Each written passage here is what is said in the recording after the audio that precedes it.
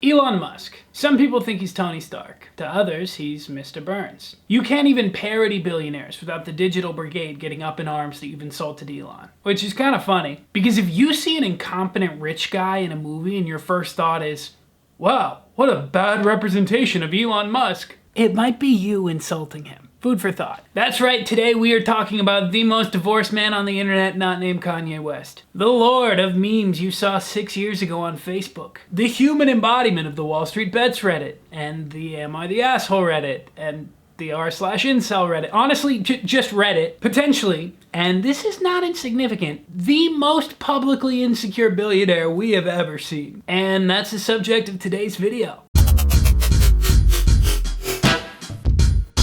We are talking me at age 14 uploading Call of Duty content insecure. Hey guys, it's Quest64 here, and ooh, get quickscoped.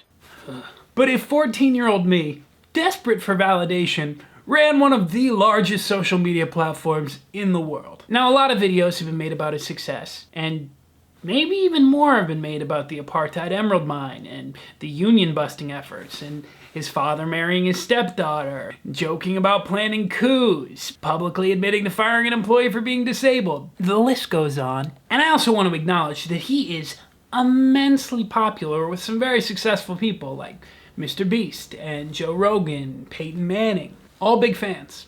But I want to talk about the insecurity thing, because it's probably his most relatable aspect, and by far the funniest. Like, we all get insecure, right? Sometimes I don't feel great about my body and it affects what I eat that day. Or I don't feel good about my place in the world and so I shitpost through it to get a little validation. And Elon is just like me in that way. Feels weird about himself, shitposts a little, gets some validation, buys the forum that delivered that validation for $44 billion.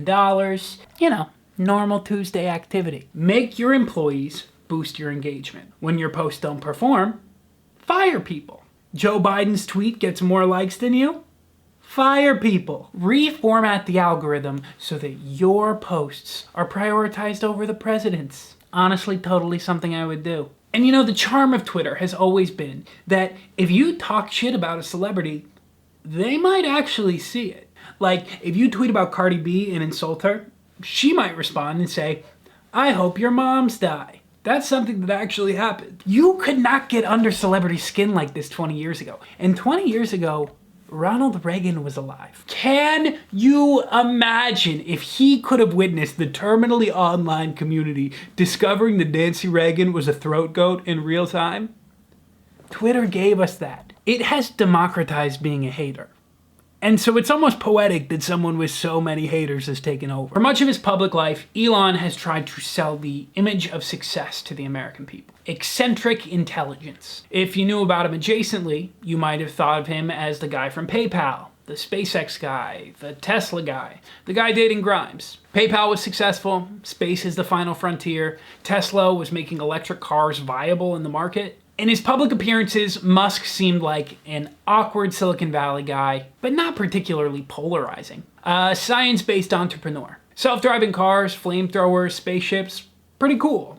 So what happened? Well, you become successful enough and people start learning more about you. About your past, your upbringing, what kind of person you are. And like I mentioned at the top of the video, it's not all great. But over the years, Elon has also developed a more public-facing persona. And that internal need for validation has just gotten louder and louder. And with that, the L's he's taken have become more frequent and more public. I, like many who are terminally online, am a little too public on the internet.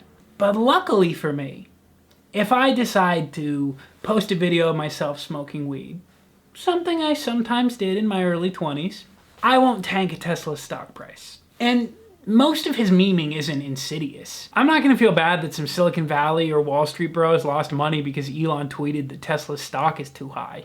That's actually pretty funny. But sometimes his ego shines through in ways that are actually harmful. Like in 2018, when a Thai football team was trapped in a cave, and Elon publicly offered to build a submarine to help save them.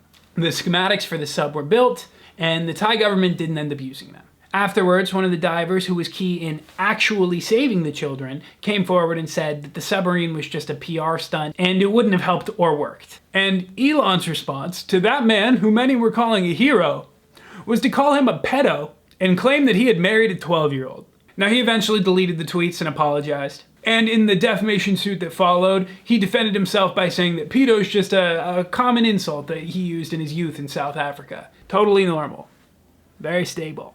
While that was embarrassing enough, we've also gotten a taste of Elon's ego in the great dick rocket competition of 2021, or in calling himself the founder of a company he didn't actually found. I think we're seeing it shine through more than ever with Twitter. Public firings, threatening advertisers, an insistence on the importance of truth while consistently getting fact-checked by his own platform. Elon's been showing his ass a lot lately. And it's no secret that there are a lot of billionaires who are bad people. Many of whom launch whole PR campaigns to convince you they're actually good people. Bill Gates. Well, that was weird. Elon seems to be the only one who's running his own PR campaign, and it's mostly via tweet. And he really, really wants you to know that he is a good guy. And he has made himself publicly available for you to tell him exactly how you feel. So if you want to tell him that his rocket is tiny, or that his boring tunnels are just like trains, but worse, or that his Elden Ring build looks like it was put together by a toddler, I would suggest you do that. We have a rare opportunity here to bully a billionaire. We may never see that again. And with how Tesla's stock and the Twitter investment have been trending, it might not be long until we're back to bullying a millionaire. And that's no fun.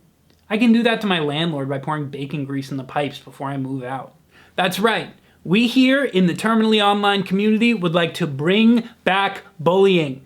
Bring it back! That's all I got for today. If you like this video, think about subscribing, or check out the playlist here for more videos in this format. Happy bullying. See you next time.